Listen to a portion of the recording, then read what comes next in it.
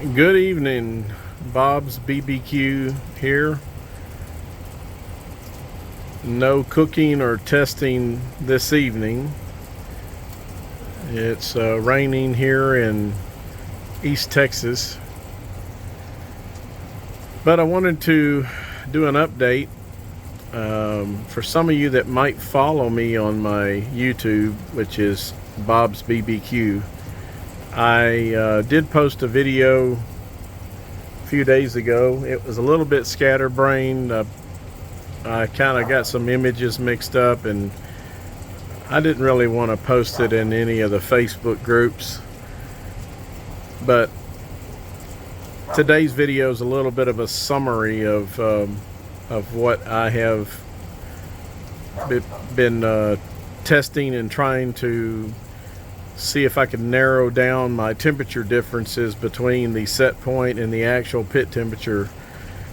So to recap, originally when I first got this grill, I had a controller problem. I had to wait for them to send me another one. In the meantime, I bought some of the modifications that people use on some of these grills, the air gap mod and the 4-window flame tamer. I put those on. Really, I never even got a chance to use the grill because I got those mods at the same time while I was waiting for the other controller to come in. So I started noticing I was having, once I did get the new controller in, start using it, my set temperature would be like 180 degrees and the pit temperature would be 225 to 230, sometimes 235. So it was really far off, 40 to 50 degree differences.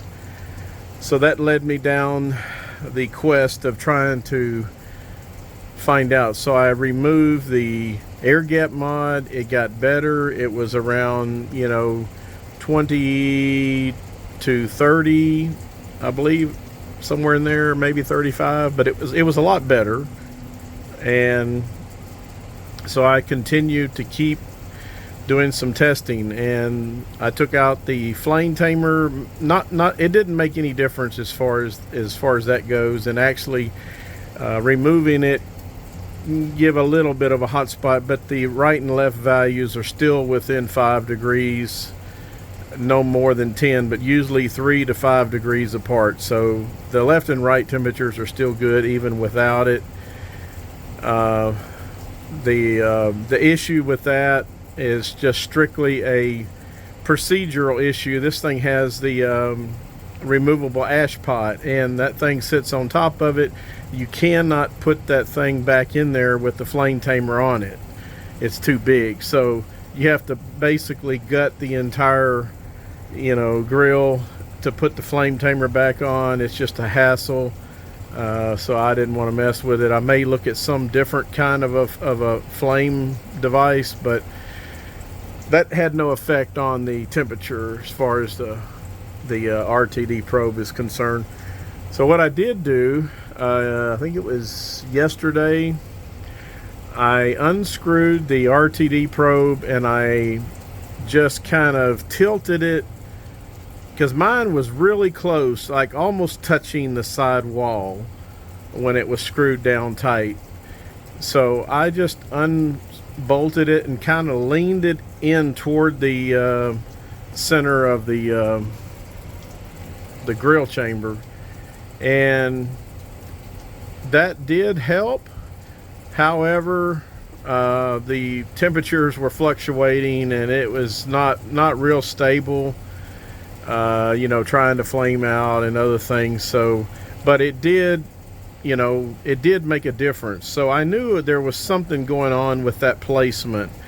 So I went back to the drawing board, and this morning, before all this rain moved in, I decided to come out here and I basically rebolted it in and used a wrench and kind of grabbed the probe and just pulled and bent the metal a little bit so that the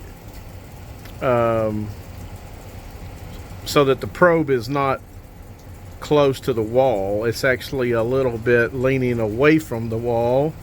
I was still able to get the guard back on there. And so I tried it out, and so it seemed to probably as good as I'm going to get it. I mean, temperature set at 170, and the grill temperatures left and right were running between 180 to 185, and I let it run for a pretty long period of time, and it stayed right in that 180 to 185 range. So that's 10 to 15 degrees. That's good. I'm happy with that. So that's kind of the update. And again, for those that may or may not know, this is a Pit Boss 1600 Pro Series Elite PSE, and this has nothing to do with any other grills or anything else, but that's what I have come down to. And so if you're having, big temperature differences, you might look at that placement of that RTD probe in relation to the sidewall. And anyway, that's what worked for me. I wish I was out here cooking, but not going to tonight. So until next time, everybody smoke on.